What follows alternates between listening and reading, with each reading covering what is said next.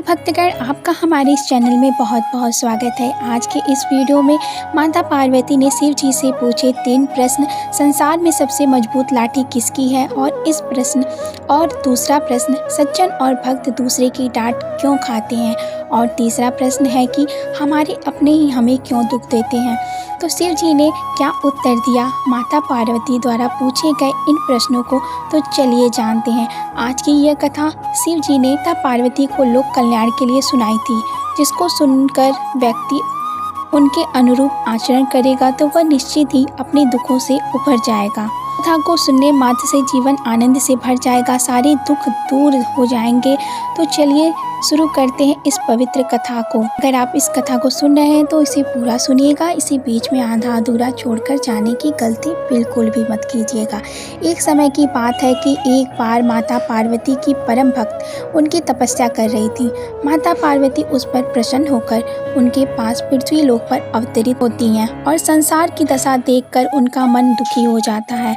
वापस कैलाश पर जाकर भोलेनाथ से कहती हैं, हे प्रभु, मेरे मन में बहुत ही चिंताएं हैं, मेरे मन में बहुत सारे प्रश्न हैं जो कि मैं आपसे पूछना चाहती हूँ और उनका समाधान चाहती हूँ। महादेव ने माता पार्वती से कहा, हे पार्वती, आप तो समस्त सृष्टि की जननी हो, आप सृष्टि की माता हो, और आपसे भला कोई बात कैसे छिपी रह सकती है।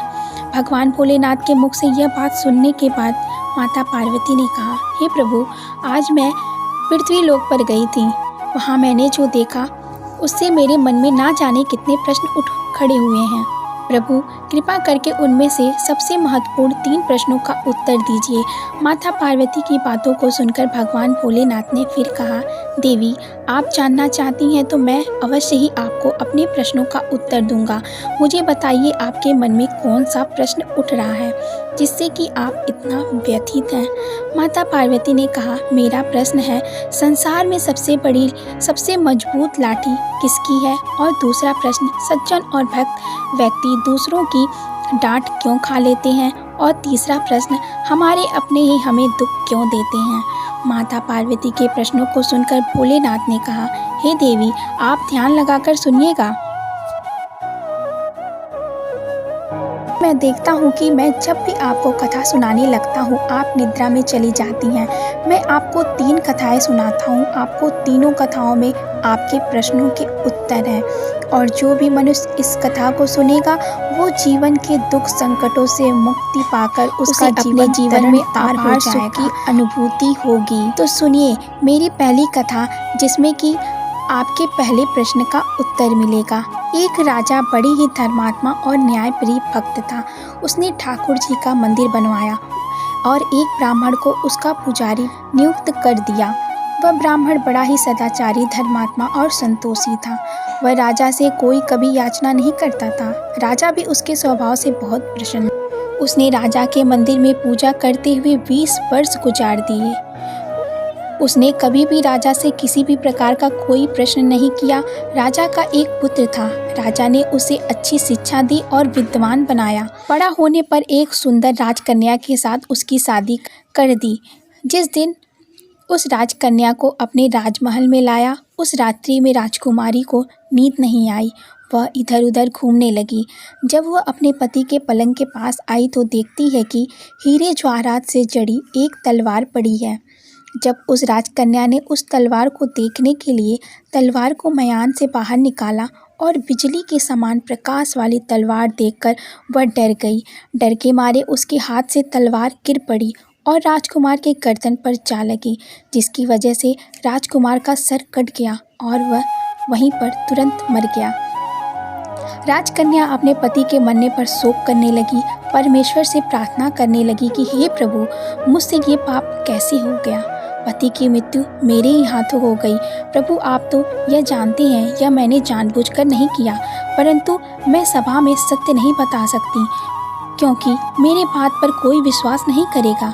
प्रातःकाल जब पुजारी स्नान करने आया तो राजकन्या ने उसको देखकर विलाप करना शुरू कर दिया और इस प्रकार कहने लगी कि मेरे पति को कोई मार गया।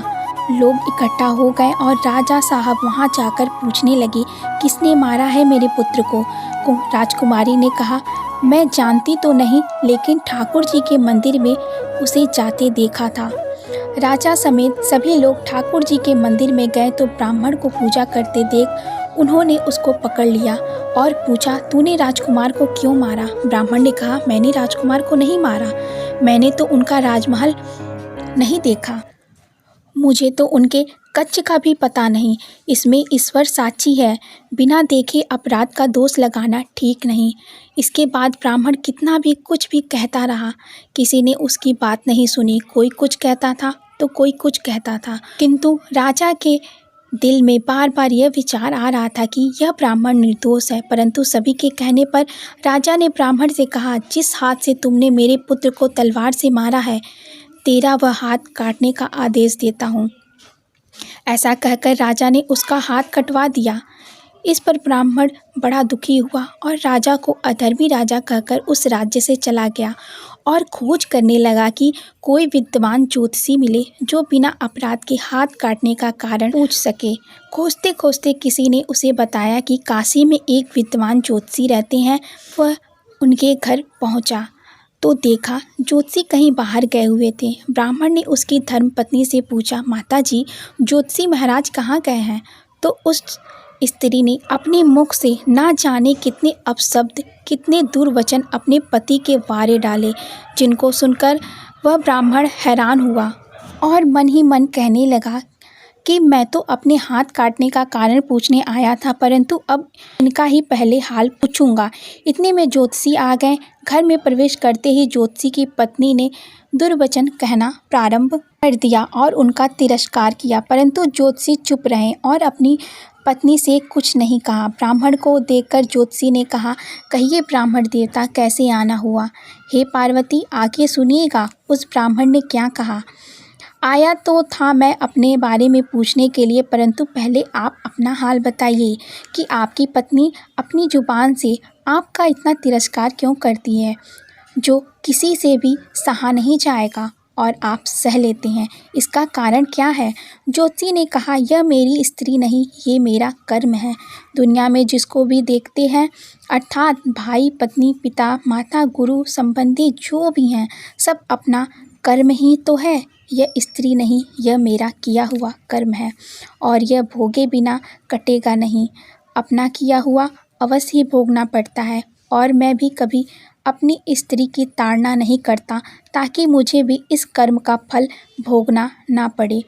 तब ब्राह्मण ने कहा, हे महाराज, आपने क्या कर्म किया था? ब्राह्मण के वचनों को सुनकर ज्योतिषी ने कहना आरंभ किया कि पूर्व जन्म में मैं कौवा था और यह मेरी पत्नी वह गधी थी। इसकी पीठ पर एक घाव था। वह उस घाव के पीड़ा से बहुत दुखी रहती थी और वह बहुत कमज़ोर भी हो गई थी। मेरा स्वभाव बड़ा ही दुष्ट था, इसलिए मैंने उसकी घाव पर चोंच मारकर उसे और दुखी करता रहता था। जब दर्द के कारण ये तड़पती थी तो उसकी हालत देखकर मैं खुश होता था। मेरी डर के कारण ये बाहर नहीं निकलती थी, किंतु मैं इसको ढूंढता फिरता था। वह जहाँ मिले मैं वहीं उसे दुख देता था।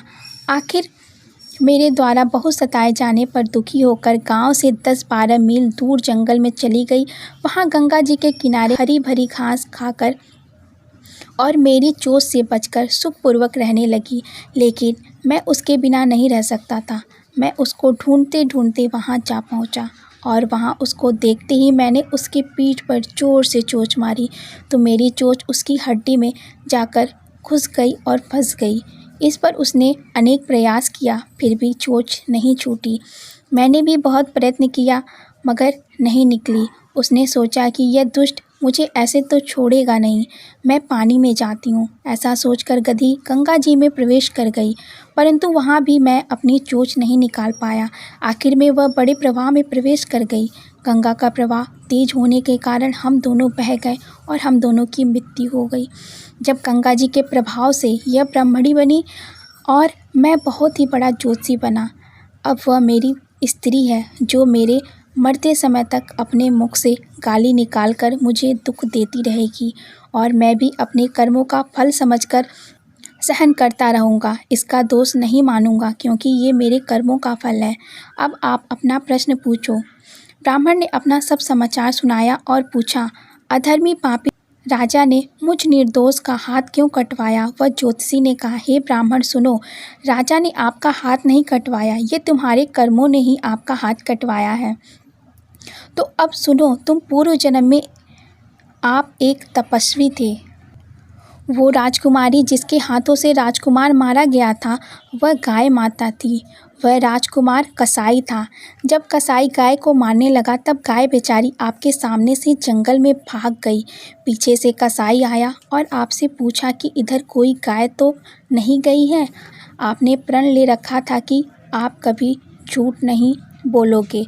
जिस तरफ गाय गई थी आपने अपने हाथ से उस तरफ इशारा कर दिया, तो उस कसाई ने जाकर उस गाय को मार डाला। गंगा के किनारे वह उसकी चमड़ी निकाल रहा था कि इतने में ही जंगल से शेर आया और गाय और कसाई दोनों को खा गया और उसकी हड्डियां गंगा जी में बह गईं।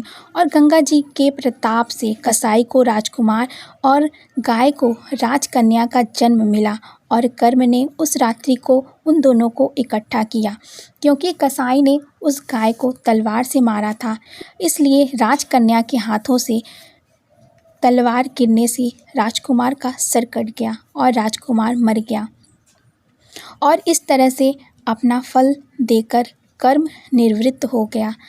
तुमने जो हाथ का इशारा गाय की ओर किया था, उसी कर्म ने तुम्हारा हाथ कटवा दिया, जिसमें तुम्हारा ही दोष है, किसी और का दोष नहीं है। हे पार्वती देवी, आपने सुना मैंने क्या कहा? इंसान अपनों के द्वारा ही गालियाँ खाता है।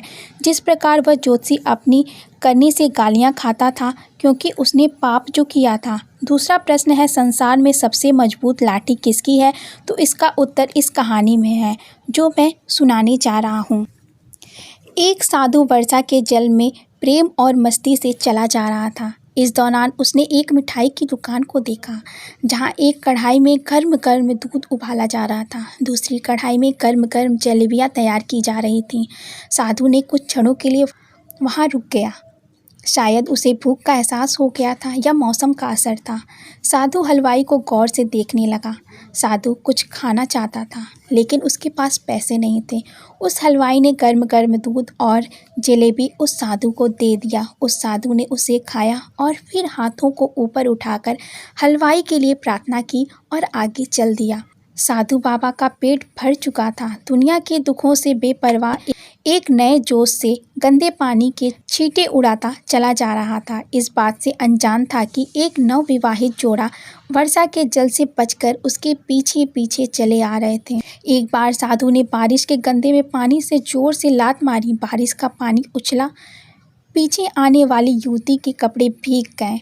उस औरत के कीमती कपड़े कीचड़ से लथपथ हो गए। साधु हक्का बक्का पास खड़ा था। उस औरत का पति जो उसके साथ था, उसने साधु को पकड़ लिया। उसकी पत्नी ने उसके हाथों से साधु को छुड़ाना चाहा, लेकिन युवा की आंखों से निकलती नफरत की चिंगारी देखकर वह पीछे खिसकने पर मजबूर हो गई।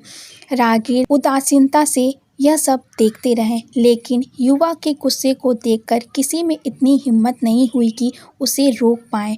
और आखिरकार जवानी के नशे में चूर इस युवक ने एक जोरदार थप्पड़ साधु के चेहरे पर जड़ दिया, जिससे साधु लड़खड़ाता हुआ नीचे गिर गया। साधु को नीचे गिरा हुआ देखकर वह युवा वहां से मुस्कुराकर चल गया। वह युवा जोड़ा अपनी मस्ती में अपनी मंजिल की ओर अग्रसर हो गए और थोड़ी देर में घर पहुंच गए। युवा अपनी पत्नी से हंसी मजाक करते हुए ऊपर घर की सीढ़ियों पर चढ़ रहा था। बारिश के कारण सीढ़ियों पर फिसलन हो गई थी। अचानक युवा का पैर फिसल गया और सीढ़ियों से नीचे गिरने लगा। महिला जोर जोर से चिल्लाना शुरू कर दिया। आसपास के लोग आए, उसे तुरंत अस्पताल ले गए। युवक का सिर फट गया था। उसके साथ वाले लोगों ने उस साधु को वहीं देखा। उसको भी गिरने की वजह से लगी चोट का मरहम कराने आया था। तो लोग आपस में कानाफूसी करने लगे कि निश्चित ही साधु ने थप्पड़ खाकर युवक को श्राप दिया है, तभी उसे चोट लगी है। दूसरे युवकों ने यह बात सुनकर साधु को घेर लिया और एक युवक कहने लगा कि आप कैसे भक्त हैं भगवान के, जो केवल एक थप्पड़ के कारण युवक को श्राप दे बैठे। साधु ने कहा, भगवान की कसम, मैंने इस युवक को श्राप नहीं दिया। पार्वती, आगे सुनो। उस साधु की बातों को सुनकर लोगों ने कहा, अगर आपने श्राप नहीं दिया तो ऐसे नौजवान युवक सीढ़ियों से कैसे गिरा कि उसे इतनी गंभीर चोट आ गई। तब साधु ने सभी लोगों से एक अनोखा सवाल किया कि आप में से कोई इस घटनाओं के समय वहां मौजूद था। तो एक युवक ने आगे बढ़कर कहा, मैं इस घटना के समय वहां मौजूद था। साधु ने अगला सवाल किया, मेरे कदमों से जो कीचड़ उछला था उससे उस युवा के कपड़े खराब हुए थे। वह आदमी बोला, नहीं, लेकिन महिला के कपड़े जरूर खराब हुए थे। आगे साधु ने पूछा, तो फिर युवा ने मुझे थप्पड़ क्यों मारा। वहां मौजूद लोगों ने कहा, वह महिला उस युवक की पत्नी है और उसकी प्रेमिका थी। वह यह बर्दाश्त नहीं कर सका कि कोई उसकी प्रेमी के कपड़े को गंदा करे, इसलिए उस युवा ने मारा। सभी की बात सुनकर साधु ने अपनी बुलंद आवाज में कहा, मैंने किसी को कभी कोई श्राप नहीं दिया, लेकिन कोई है जो मुझसे प्रेम करता है। अगर उसका यार सहन नहीं कर सका तो मेरे यार तो मेरे प्रभु हैं। उनको कैसे बर्दाश्त होगा कि कोई मुझे मारे। मेरा यार इतना शक्तिशाली है कि दुनिया का बड़े से बड़े राजा भी उसकी लाठी से डरता है। उस परमात्मा की लाठी दिखती नहीं और आवाज़ भी नहीं करती, लेकिन जब पड़ती है तो बहुत दर्द देती है। किसी को भी चोट पहुंचाना खुद चोट खाने की तैयारी करना है। मनुष्य को सभी गलत कर्मों से डरना चाहिए, क्योंकि ईश्वर की लाठी आवाज़ नहीं होती। सबसे मजबूत लाठी ही ईश्वर की होती है। उसे ना कोई तोड़ सकता है और ना ही उसे अपने ऊपर पड़ने से रोक सकता है। आपके दूसरे प्रश्न का उत्तर मिल चुका होगा। ईश्वर की लाठी सबसे श्रेष्ठ और मजबूत है। हे पार्वती, आपको उत्तर मिल गया होगा। यहाँ हमारे अपने ही दुख देते हैं। जो भी व्यक्ति के साथ घटित होता है उसके कर्मों के अनुरूप ही होता है।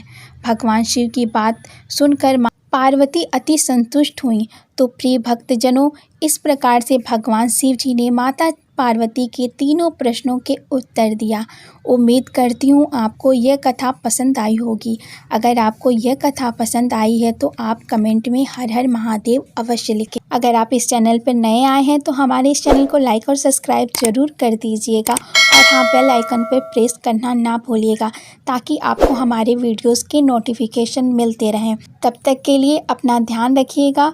मिलते हैं फिर नेक्स्ट वीडियो में। हर हर महादेव।